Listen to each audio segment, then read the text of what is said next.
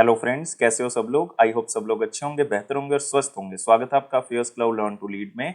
Good morning to all the students. तो आज हम डिस्कस करेंगे जुलाई महीने के इकोनॉमिक्स और बिजनेस से रिलेटेड करंट अफेयर्स। ये बहुत ही इंपॉर्टेंट है, खास करके वो बच्चे जो बैंकिंग एग्जाम्स की तैयारी कर रहे हैं। तो फिलहाल हम economic and business related current affair जुलाई महीने के डिस्कस कर रहे हैं, क्योंकि सबको पता है कि जुलाई महीने के टॉपिक वाइज करंट अफेयर जो है वो हम टॉपिक वाइज बहुत ही इंपॉर्टेंट तरीके से कर रहे हैं। तो वीडियो को बिल्कुल लास्ट तक जो है आपने जरूर देखना है। लेकिन सबसे पहले आप हमारी एप्लीकेशन को डाउनलोड कर लें, करियर्स क्लाउड को अपने गूगल प्ले स्टोर के ऊपर जाएं और इसको डाउनलोड करें। उसके बाद अपनी ईमेल आईडी के थ्रू लॉगिन कर लें और लॉगिन करने के बाद क्रैक करंट अफेयर्स के ऊपर क्लिक करना है। आप 1 साल या 2 साल की सब्सक्रिप्शन जो है वो बाय कर सकते हैं। दोनों का ही प्राइस बहुत कम है। एक बार मेरे कहने से प्राइस जरूर चेक करें, आप खुद हैरान हो जाएंगे कि इतने कम प्राइस पे हम आपको बहुत सी चीजें प्रोवाइड कर रहे हैं। तो क्या क्या आपको मिलेगा? आपको मिलेंगे daily current affair. Daily current affair में दोस्तों 3 सेक्शंस होंगे। एक में डिटेल करंट अफेयर होंगे, एक में question and answer format current affairs होंगे जो कि आपको ई बुक की मदद से मिलेंगे, और एक होगा क्विज जो कि आप हमारी एप्लीकेशन के ऊपर डेली अटेम्प्ट कर सकते हो। ऐसे ही वीकली सेक्शन तैयार किया गया जिसमें आपको 2 पीडीएफ्स मिलेंगी, जिसमें एक डिटेल करंट अफेयर की होगी, एक क्वेश्चन एंड आंसर फॉर्मेट होगा, लेकिन एक क्विज होगा जो कि हर हफ्ते आप हमारी एप्लीकेशन के ऊपर अटेम्प्ट कर सकते हो। नेक्स्ट होगा मंथली सेक्शन। इसमें 4 तरह की पीडीएफ्स मिलेंगी जो कि अलग अलग तरह से आप यूटिलाइज कर सकते हो। जैसे कि स्टडी पीडीएफ है, ये डिटेल करंट अफेयर है जिसमें आपको थ्योरेटिकल करंट अफेयर मिल जाएगा। एक क्वेश्चन एंड आंसर फॉर्मेट में जितने भी करंट अफेयर डिटेल में मिलेंगे वो क्वेश्चन एंड आंसर फॉर्मेट में इसमें मिल जाएंगे, तो प्रैक्टिस यहां से कर सकते हो। बेस्ट 100 करंट अफेयर्स भी आपको दिए जाएंगे जो कि उस महीने के बेस्ट करंट अफेयर्स होंगे। उसमें 100 करंट अफेयर जो है वो क्वेश्चन एंड आंसर फॉर्मेट में आपको दिए जाएंगे। एक पॉकेट पीडीएफ होगी, मतलब जल्दी जल्दी में करंट अफेयर्स को रिवाइज करने के लिए 2 लाइन में 3 लाइन में, तो आप इसका यूज कर सकते हैं। इसी के साथ हम आपको दे रहे हैं टॉपिक वाइज करंट अफेयर। हम 20 बहुत ही इंपॉर्टेंट टॉपिक्स की अलग अलग पीडीएफ आपको प्रोवाइड करेंगे। अगर आप पर्टिकुलर किसी एग्जाम के लिए कुछ टॉपिक्स को रिवाइज करना चाहते हैं, जैसे कि आप इंपॉर्टेंट अपॉइंटमेंट्स को रिवाइज करना चाहते हैं, अवार्ड्स को रिवाइज करना चाहते हैं, तो इस पीडीएफ के थ्रू आप कर सकते हैं। अगर आप बैंकिंग स्टूडेंट है, बैंकिंग एग्जाम की तैयारी कर रहे हैं, तो हम आपको 3 अलग चीजें प्रोवाइड करेंगे, जिसमें बैंकिंग एंड इकोनॉमी से रिलेटेड डिटेल करंट अफेयर, उसी से related question and answer format current affair आपको पीडीएफ में मिल जाएगा, और बैंकिंग एंड इकोनॉमी का क्विज भी आप अटेम्प्ट कर सकते हो। हर महीने अटेम्प्ट कर सकते हो हमारी एप्लीकेशन के ऊपर। और अगर जितना भी करंट अफेयर अभी तक हो चुका है, जैसे मान लो आपका एग्जाम जो है वो 30 मई को है, तो 29 मई तक जितना भी करंट अफेयर हो चुका है वो सारा का सारा एक ही पीडीएफ से रिवाइज करने के लिए उसी साल का आप एग्जाम पीडीएफ का यूज कर सकते हैं। आपको डिटेल में बजट और इकोनॉमिक सर्वे दिया जाएगा। इसमें आपको 2 चीजें मिलेंगी, एक तो डिटेल, एक क्वेश्चन एंड आंसर फॉर्मेट में भी हम आपको बताएंगे कि कौन कौन से क्वेश्चन बजट और इकोनॉमिक सर्वे से बनाए जा सकते हैं। और अगर आप किसी भी स्टेट एग्जाम की तैयारी कर रहे हैं तो हम आपको हर स्टेट का, हर यूनियन टेरिटरी का करंट अफेयर भी अलग से प्रोवाइड करते हैं। तो ये सारी चीजें दोस्तों अलग अलग नहीं, सिर्फ एक ही सब्सक्रिप्शन में आपको मिलेंगी। सिर्फ आप हमारी एप्लीकेशन को डाउनलोड करें, क्रैक करंट अफेयर्स के ऊपर क्लिक करके उसको सब्सक्राइब करें। उसके बाद जो है वो आप 10% एक्स्ट्रा डिस्काउंट भी ले सकते हो। वो मिलेगा आपको अगर आप इस कोड का यूज करोगे ASH10 का। लेकिन किसी भी तरह की क्वेरी है तो इस ईमेल आईडी पे हमें मेल कर सकते हैं, इस नंबर पे हमें कांटेक्ट भी कर सकते हैं। तो स्टार्ट करते हैं जुलाई महीने के economic and business related current affairs. Video को बिल्कुल लास्ट तक देखना है, बैंकिंग स्टूडेंट्स के लिए बहुत ज्यादा इंपॉर्टेंट है। क्वेश्चन पहला क्या है? जुलाई 2022 में credit rating information services of India limited, जिसको हम क्राइसिल कहते हैं, उन्होंने इंडिया का जीडीपी फोरकास्ट जो है वो रिड्यूस कर दिया है। जो जीडीपी ग्रोथ वो बताते हैं किस साल में इतना ग्रो करेगा, वो कम कर दिया है। पहले इन्होंने 7.8% बताया था फाइनेंशियल ईयर 23 के लिए, मतलब 2022-23 के लिए, लेकिन अब इन्होंने उसको रिड्यूस कर दिया है और वो कर दिया है 7.3%। तो आंसर क्या होगा इसका? 2 होगा। ये क्यों किया गया? उनका मानना है कि एक तो एक्सपोर्ट में डिमांड जो है वो इंडिया की कम हो गई है, इन्फ्लेशन मतलब महंगाई जो है वो बढ़ती जा रही है, और साथ में ऑयल प्राइसेस में जो है वो रिवीजन हुई है। ऑयल प्राइसेस जो हैं वो बढ़े हैं इंडिया के अंदर, जिसके कारण जो है वो महंगाई बढ़ती जा रही है। उसके कारण इंडिया के ग्रोथ होने के चांसेस जो हैं वो आगे से कम हो गए हैं। तो पहले 7.8 कहा था, अब 7.3% इन्होंने कहा है। Even reserve bank of India ने भी जो है वो कम कर दिया था रिसेंटली, और जो रिजर्व बैंक ऑफ इंडिया उसने भी 7.8% बताया था फाइनेंशियल ईयर 23 में, लेकिन उन्होंने कम करके 7.2% कर दिया। ये बहुत ही इंपॉर्टेंट है क्योंकि यहाँ पे हम बात कर रहे हैं रिजर्व बैंक ऑफ इंडिया की। और इन्फ्लेशन इंडिया की ऑन एन एवरेज जो फाइनेंशियल ईयर 23 में रहेगी वो रहेगी 6.8%। ये भी यहाँ पे प्रोजेक्शन जो है वो की गई है। 5.5% थी फाइनेंशियल ईयर 22 में, लेकिन इन्फ्लेशन 6.8% के आसपास जो है वो रहेगी। इसी के साथ आते हैं अगले क्वेश्चन के ऊपर। अगला क्वेश्चन है हमारे पास, ministry of commerce and industry की तरफ से एक डेटा दिया गया है जिसमें बताया गया कि इंडिया का all time high sea food export हो चुका है, और वो कितनी वैल्यू का हुआ है 2021-22 का, क्योंकि डेटा हमारे पास है। और वो कितनी वैल्यू का हो चुका है, वो हो चुका है दोस्तों 7.76 बिलियन डॉलर। और ये रिकॉर्ड है कि सी फूड एक्सपोर्ट सबसे ज्यादा हुआ है इस फाइनेंशियल ईयर 22 के अंदर। ये बहुत बड़ी बात है। और ये अगर आप वॉल्यूम वाइज लोगे तो ऑलमोस्ट 13 लाख मेट्रिक टन के आसपास आएगा। और अगर आप इसकी वैल्यू रुपीस में लोगे तो ये ऑलमोस्ट 57,000 करोड़ के आसपास होगा। और इवन कोविड-19 के दौरान आप देख सकते हो, कोविड-19 इस टाइम पीरियड पे बहुत ज़्यादा था, उसके दौरान भी हमने इन चैलेंजेस को टैकल किया है, चैलेंजेस को दूर किया है, फिर भी हमने जो है वो सी फूड एक्सपोर्ट को बढ़ाया है। तो India almost 13 lakh metric ton sea food जो है वो ऑलमोस्ट 57,000 करोड़ रुपए का एक्सपोर्ट करता है दोस्तों 2021-22 में, कोविड-19 के चलते हुए। तो आप कह सकते हो कि ये ऑलमोस्ट 31% का राइज है, 31% का राइज है। अगर आप इसको रुपी की टर्म में देखते हो, अगर आप इसको यूएसडी की टर्म्स में देखते हो तो ऑलमोस्ट 30% का राइज है। और अगर आप इसको क्वांटिटी वाइज या वॉल्यूम वाइज देखते हो तो ये ऑलमोस्ट 19% का राइज है। तो हर पैरामीटर पे इंडिया जो है वो सी फूड एक्सपोर्ट में आगे निकला है। ये बहुत ही अच्छी बात है, लेकिन आपने क्वेश्चन को इस स्लाइड से याद रखना है, डाटा जो है वो आपने याद रखना है। इसी के साथ आते हैं अगले क्वेश्चन के ऊपर। Name the company that recently won a multi year contract from a national insurance company limited to accelerate digital transformation. मतलब ये कंपनी जो है वो नेशनल इंश्योरेंस कंपनी, ये डिजिटल होना चाहती है, अपनी सुविधाओं को और अच्छा करना चाहती है टेक्नोलॉजी के माध्यम से। तो किसकी हेल्प लेगी ये कंपनी? ये लेगी कॉग्निजेंट की। तो आंसर क्या होगा यहाँ पे? 3 होगा। तो एक यूएस बेस्ड कंपनी है, आप कह सकते हो इंफॉर्मेशन टेक्नोलॉजी कंपनी है। तो ये टेक्नोलॉजी प्रोवाइड करती है अलग अलग पब्लिक सेक्टर कंपनीज को, और यहाँ पे ये टाई अप हुआ है इंडिया के एक पब्लिक सेक्टर कंपनी के साथ, नेशनल इंश्योरेंस कंपनी लिमिटेड के साथ, ताकि इस कंपनी की ग्रोथ को बढ़ाया जा सके डिजिटल ट्रांसफॉर्मेशन के साथ। तो जो हमारी जो NICL है, नेशनल इंश्योरेंस कंपनी लिमिटेड, ये मल्टी ईयर कॉन्ट्रैक्ट साइन करती है कॉग्निजेंट के साथ, ताकि एक web based core insurance solutions जो है वो निकाले जाए। क्योंकि हर चीज जो है वो ऑनलाइन होती जा रही है, तो जो कस्टमर हैं वो भी डिजिटली ज़्यादा चीज़ें पसंद करते हैं। तो हर चीज़ जो है वो ऑनलाइन करने के लिए कॉग्निजेंट की सहायता ली जाएगी, चाहे वो टेक्नोलॉजी से रिलेटेड इंफ्रास्ट्रक्चर हो, चाहे सिक्योरिटी हो, चाहे कंसल्टिंग सर्विसेज हो जो कस्टमर्स को प्रोवाइड करनी है, या कई एप्लीकेशंस का निर्माण करना हो। तो ये सारा काम कॉग्निजेंट करेगा नेशनल इंश्योरेंस कंपनी लिमिटेड के लिए। इसी के साथ आते हैं अगले क्वेश्चन के ऊपर।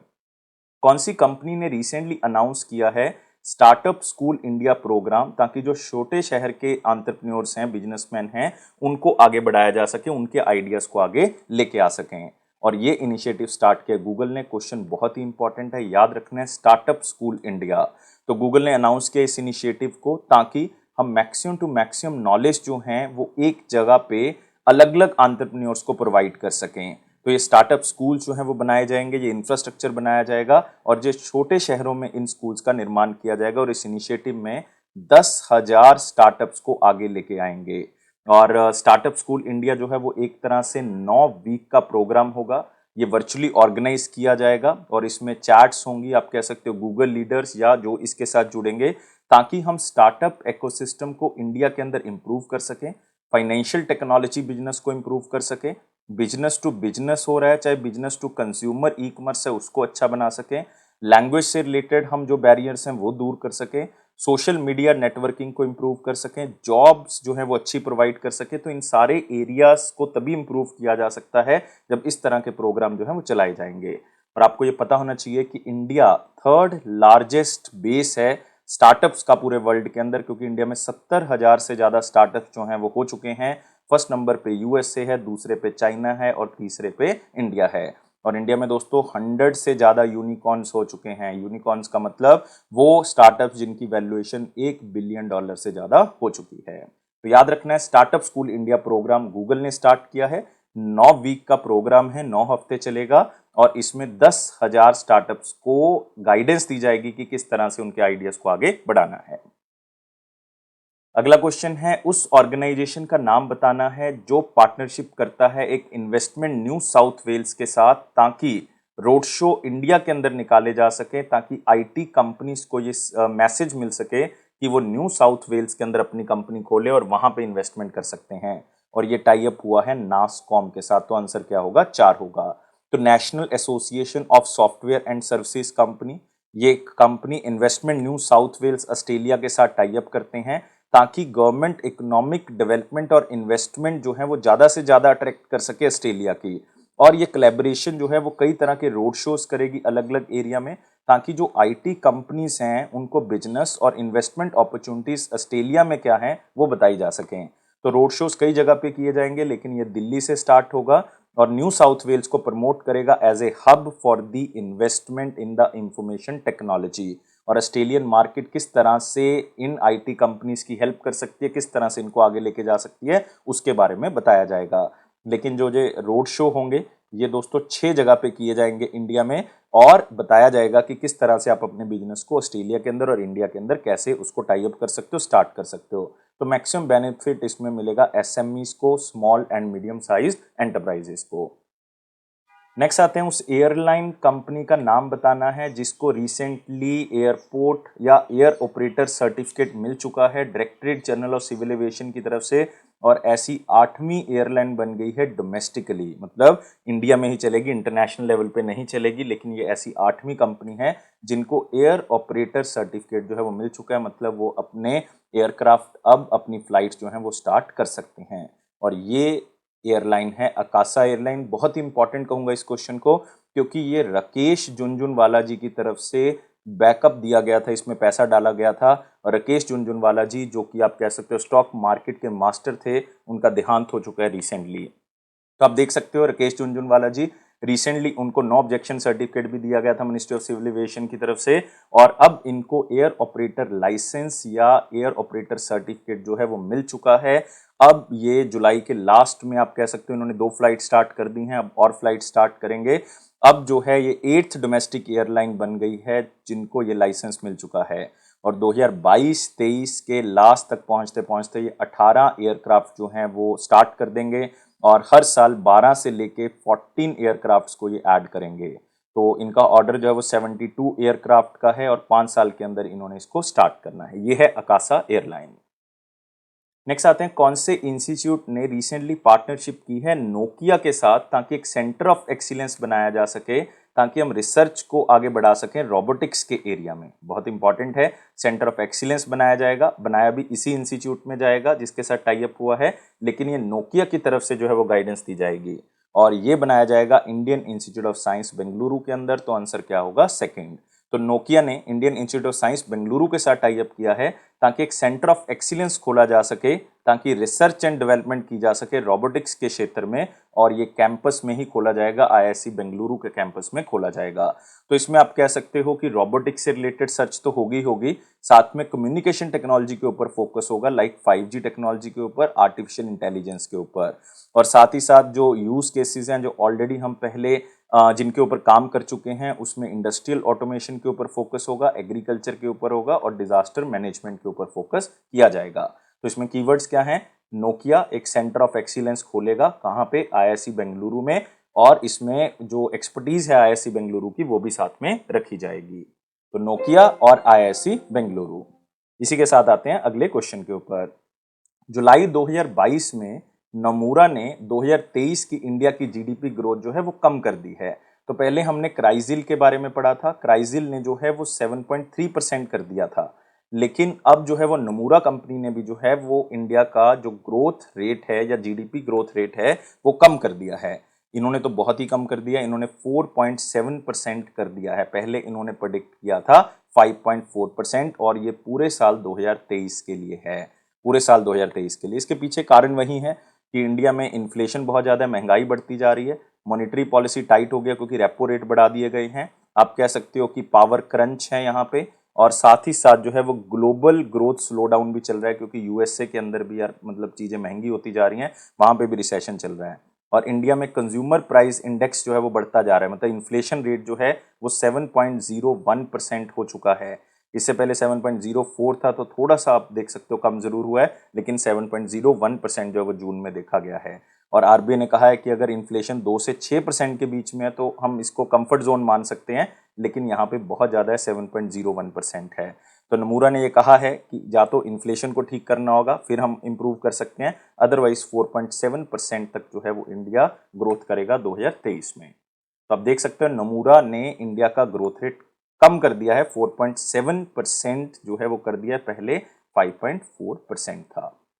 इसी के साथ आते हैं अगले क्वेश्चन के ऊपर। उस इंडियन क्रिकेटर का नाम बताना है जिसने कोलैबोरेशन किया है वेब3 स्टार्टअप्स के साथ, और ये दो वेब3 स्टार्टअप्स कौन से हैं? एक तो BeLive.club और एक है Viome to launch the first sport city in the metaverse. मतलब वर्चुअली एक स्पोर्ट सिटी लॉन्च की जाएगी जिसको आप अपना VR या वर्चुअल ग्लासेस लगा के जो है वो आप देख सकते हो, उसमें उसको यूज कर सकते हो। ये फर्स्ट स्पोर्ट सिटी होगी जो मेटावर्स पे बनाई जाएगी, और ये दो कंपनीज के साथ टाई अप हुआ है, एक तो BeLive.club और एक हमारे पास कौन सी कंपनी है? World in one metaverse. WIOM का मतलब है वर्ल्ड इन वन मेटावर्स, और ये क्रिकेटर हैं शिखर धवन। तो आंसर क्या होगा? 1 होगा। तो आप देख सकते हैं शिखर धवन जो है वो मेटावर्स प्लेटफॉर्म पे आने वाले हैं।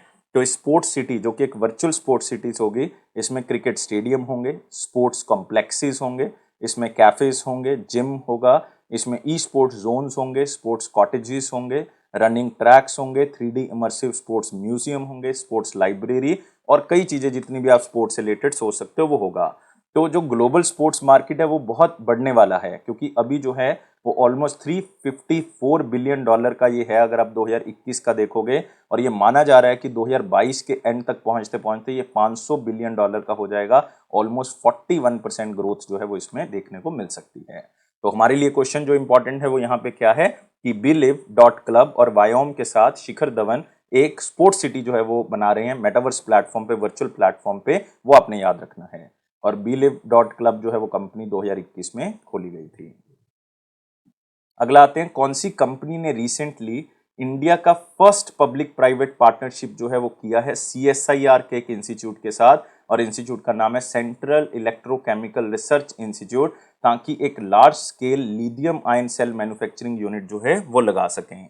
और ये टाई अप हुआ है कौन सी कंपनी के साथ? गोडी इंडिया के साथ। तो आंसर क्या होगा इसका? सेकेंड।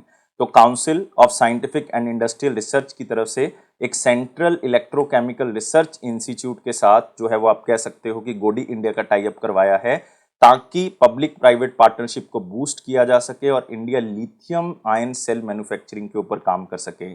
और ये मैन्युफैक्चरिंग फैसिलिटी लगाई कहाँ पे जाएगी? ये लगाई जाएगी चेन्नई के अंदर। चेन्नई कहाँ पे है दोस्तों? तमिलनाडु।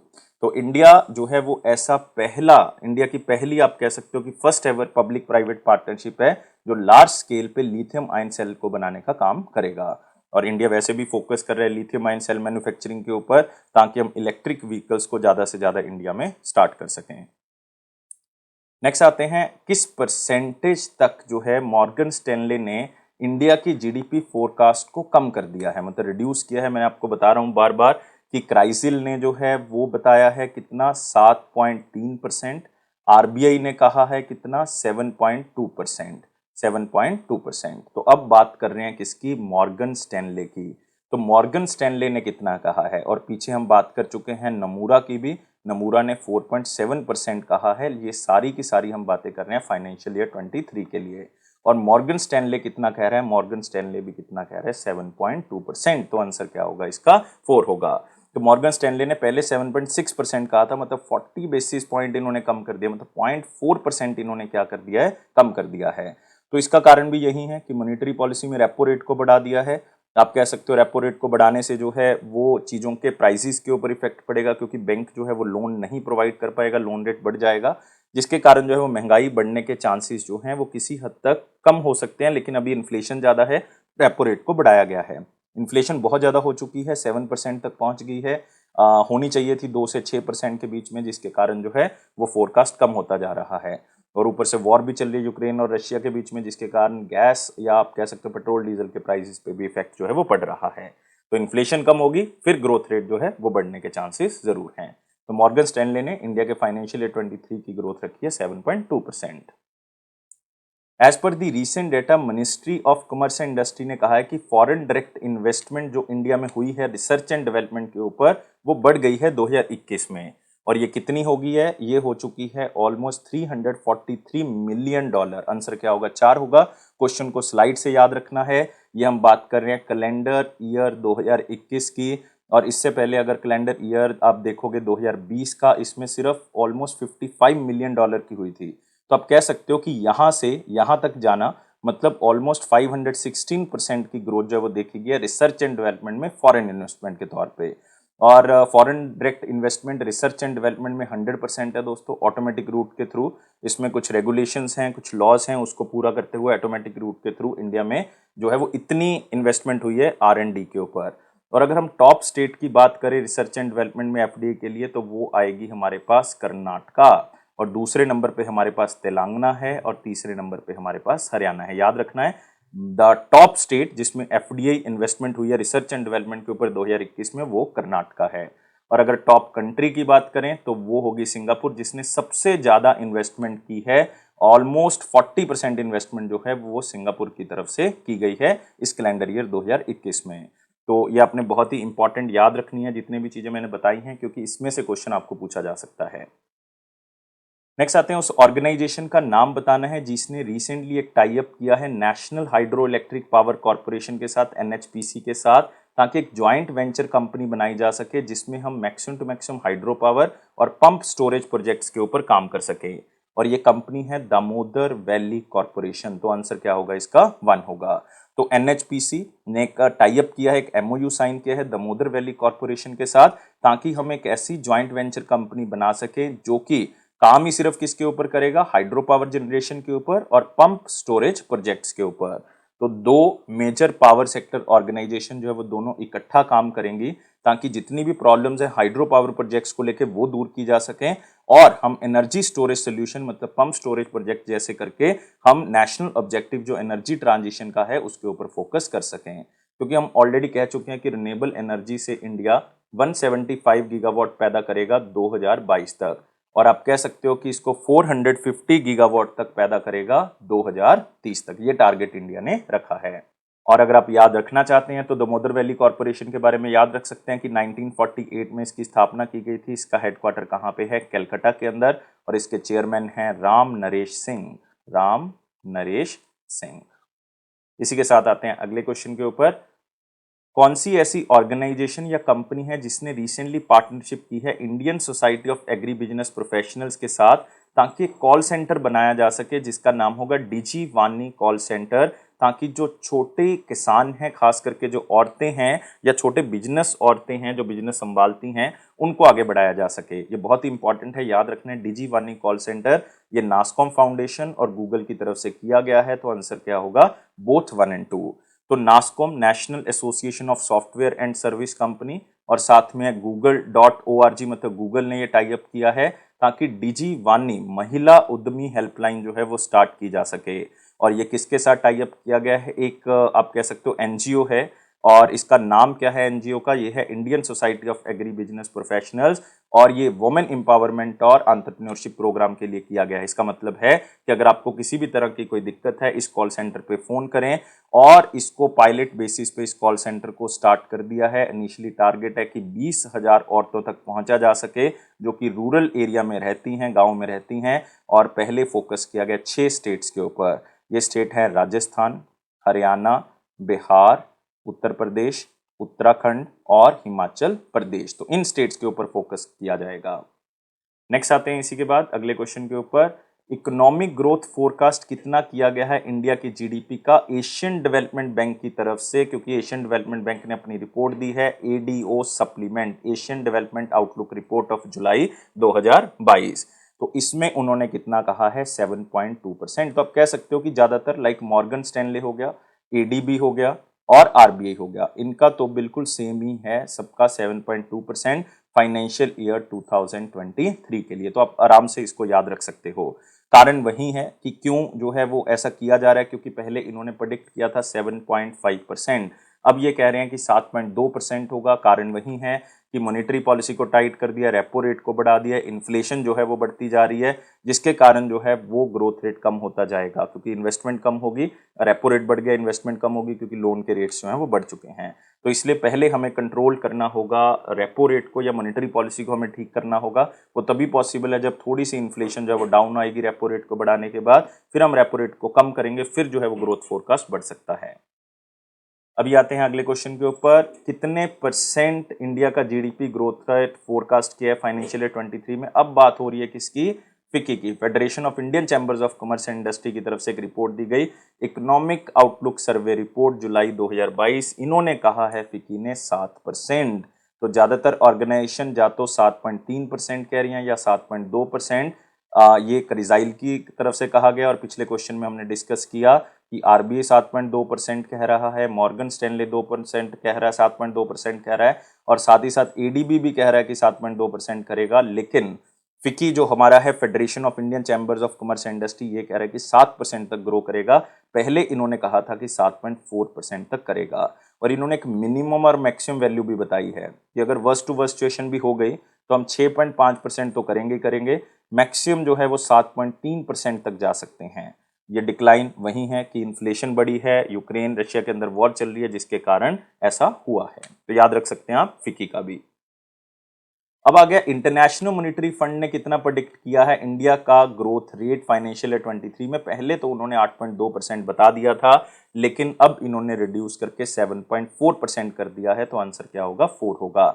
लेकिन दोस्तों इसमें क्वेश्चन एक और है कि वर्ल्ड इकोनॉमिक आउटलुक रिपोर्ट कौन देता है? ये याद रखना है, ये आईएमएफ की तरफ से दिया जाता है। और आईएमएफ का जो ये फोरकास्ट है, ये फाइनेंशियल ईयर 24 का भी उन्होंने प्रेडिक्ट किया है। उन्होंने पहले कहा था कि इंडिया 6.9% तक ग्रो करेगा, लेकिन अब वो कहते हैं कि नहीं, 6.1% तक जो है वो ग्रो करेगा। तो ये आगे भी चेंज हो सकता है, लेकिन फिलहाल अपने फाइनेंशियल ईयर 23 के ऊपर थोड़ा सा स्टिक रहना है, क्योंकि 8.2 से 7.4 आना मतलब 80 बेसिस पॉइंट कम कर देना, 0.8% जो है वो क्या कर देना? कम कर देना। और इन्होंने ग्लोबल लेवल पे भी मतलब प्रेडिक्शन की है कि ग्लोबल इकोनॉमी 2022 में जो है वो 3.2% से ही ग्रो करेगी। इन्होंने पहले कहा था कि 3.6% पे ग्रो करेगी। मतलब आप देख सकते हो यहाँ पे कि ऑलमोस्ट 40 बेसिस पॉइंट यहाँ पे कम हो गए हैं। और 2023 में भी इन्होंने कहा था कि 3.6% जो है वो ग्रो करेगा, लेकिन यहाँ पे भी आप देख सकते हो 70 बेसिस पॉइंट इन्होंने क्या कर दिया? इसको रिड्यूस कर दिया है। तो ग्लोबल फोरकास्ट आपने फाइनेंशियल ईयर 22 का या 2022 का आप जरूर याद रखें। 2023 का इतना ज्यादा इंपॉर्टेंट नहीं है, फिलहाल 2022 का सबसे ज्यादा इंपॉर्टेंट है। नेक्स्ट आते हैं दोस्तों अगले क्वेश्चन के ऊपर। अगला है, कौन सी ऑर्गेनाइजेशन ने टाई अप किया है एक कंपनी ग्रीनको जीरो सी प्राइवेट लिमिटेड के साथ, ताकि ग्रीन हाइड्रोजन मैन्युफैक्चरिंग फैसिलिटीज की जा सकें। और ये टाई अप दोस्तों किया गया है ओएनजी के साथ, oil and natural gas corporation limited. Answer क्या होगा? 1 होगा। और ये टाई अप न्यू दिल्ली के अंदर किया गया, ताकि एक ज्वाइंटली हम इस तरह की अपॉर्चुनिटीज पैदा कर सके, ताकि रिन्यूएबल एनर्जी के ऊपर मैन्युफैक्चरिंग की जा सके, ग्रीन हाइड्रोजन, ग्रीन अमोनिया, या जितने भी ग्रीन हाइड्रोजन की चीजें उसमें मैन्युफैक्चरिंग की जा सके। मैं आपको पहले बता चुका हूं कि इंडिया ने रिन्यूएबल एनर्जी के ऊपर फोकस करना है, हमने कार्बन न्यूट्रल बनना है 2070 तक। और ये इंडिया ऑलरेडी कह चुका है United nation framework of climate change के अंदर, जो ग्लासगो में 2021 में हुई थी। तो ओएनजीसी और साथ में ग्रीन को दोनों मिलके जो है वो ग्रीन हाइड्रोजन मैन्युफैक्चरिंग के ऊपर काम करेंगे। और ये एमओयू स्पेशली वैलिड है कितने साल के लिए? 2 साल के लिए। और ओएनजीसी के बारे में याद रख सकते हैं, ओएनजीसी का हेडक्वार्टर न्यू दिल्ली है। 1956 में इसको बनाया गया था। डॉक्टर अलका मित्तल जो हैं वो इसकी हेड हैं, अलका मित्तल। नेक्स्ट आते हैं, उस ऑर्गेनाइजेशन का नाम बताना है जिसने एग्रीमेंट किया है नेशनल स्किल डेवलपमेंट कॉर्पोरेशन के साथ, ताकि अपस्किलिंग प्रोग्राम जो हैं वो चलाए जा सकें, यूथ को स्किल प्रोवाइड की जा सके। और ये स्टार्टअप है लॉ सीखो। तो आंसर क्या होगा? 2 होगा। तो नेशनल स्किल डेवलपमेंट कॉर्पोरेशन की तरफ से एक एग्रीमेंट किया गया लॉ सीखो के साथ, ताकि लीगल एजुकेशन स्टार्टअप जो है वो आगे जाके कई तरह के स्किलिंग प्रोग्राम स्टार्ट कर सकें, और कई skill development program world level पे जो है वो आगे बढ़ाए जा सकें। तो ये आपने याद रखना है कि मेन मकसद यही है कि इंडिया की जो मैन पावर है वो स्किल्ड होनी चाहिए, ताकि जो गैप है डिमांड और सप्लाई के बीच में वो कम कर सकें, स्पेशली स्किल्स को लेके। और ये पार्टनरशिप स्पेशली 10,000 लोगों को बेनिफिट देने वाली है आने वाले 3 साल में। और नेशनल स्किल डेवलपमेंट कॉरपोरेशन के बारे में याद रखना है कि 2008 में इसको बनाया गया था और इसके सीईओ हैं वेद मणि तिवारी। कौन है? वेद मणि तिवारी। इसी के साथ आते हैं लास्ट क्वेश्चन के ऊपर। लास्ट है हमारे पास, उस कंपनी का नाम बताना है जिसने बोस्टन कंसल्टिंग ग्रुप के साथ टाई अप किया है, जो कि यूएसए से बिलोंग करता है, ताकि वो इस कंपनी की कार्बन एमिशन को कम करने में जो है वो हेल्प कर सकें। और टारगेट है कि 2029-30 के फाइनेंशियल ईयर तक कार्बन एमिशन को कम करना है 42% तक। और ये कंपनी है JSW स्टील। तो आंसर क्या होगा? दूसरा। तो JSW स्टील पार्टनरशिप करता है यूएस बेस्ड कंपनी के साथ, बोस्टन कंसल्टिंग ग्रुप के साथ, ताकि वो उनके कार्बन एमिशन के टारगेट को अचीव करवा सकें, उनको रिड्यूस कर सके, 42% तक लेके आ सके 2030 तक। तो मेन मकसद यही है कि ट्रैक मेजर मतलब ट्रैक कर सके कितनी कार्बन एमिशन हो रही है, कैसे हो रही है, क्यों हो रही है, उसको किस तरह से कम किया जा सकता है, ये सारी चीजों के ऊपर फोकस किया जाएगा। और अगर आप ग्लोबली देखोगे, ये आयरन एंड जो स्टील इंडस्ट्री है वो 8% तक कार्बन एमिशन करता है, मतलब कार्बन डाइऑक्साइड छोड़ता है। लेकिन इंडिया के अंदर ये ज़्यादा है, क्योंकि इंडिया का आयरन एंड स्टील बहुत ज़्यादा मतलब ग्रोथ करता है। तो 12% तक हम कार्बन डाइऑक्साइड छोड़ते हैं इस आयरन एंड स्टील से। तो हमें इसको कम जरूर करना होगा आने वाले टाइम पीरियड के अंदर। तो JSW एनर्जी ने टारगेट या टाई अप किया है किसके साथ? बोस्टन कंसल्टिंग ग्रुप के साथ। तो ये था दोस्तों हमारे पास इकोनॉमी एंड बिजनेस सेक्शन। लेकिन आपने सारे करंट अफेयर्स को अच्छे से देखना है, खास करके बैंकिंग स्टूडेंट्स। वीडियो को लाइक, शेयर और चैनल को सब्सक्राइब जरूर करें। आप हमें इंस्टाग्राम, टेलीग्राम पे फॉलो कर सकते हैं, आप हमें फेसबुक पे फॉलो कर सकते हैं, आप हमें जो है वो लिंक्डइन पे भी फॉलो कर सकते हैं, और टेलीग्राम पे फॉलो करने का लिंक जो है वो डिस्क्रिप्शन बॉक्स में दिया हुआ है। Thank you guys, take care, bye bye.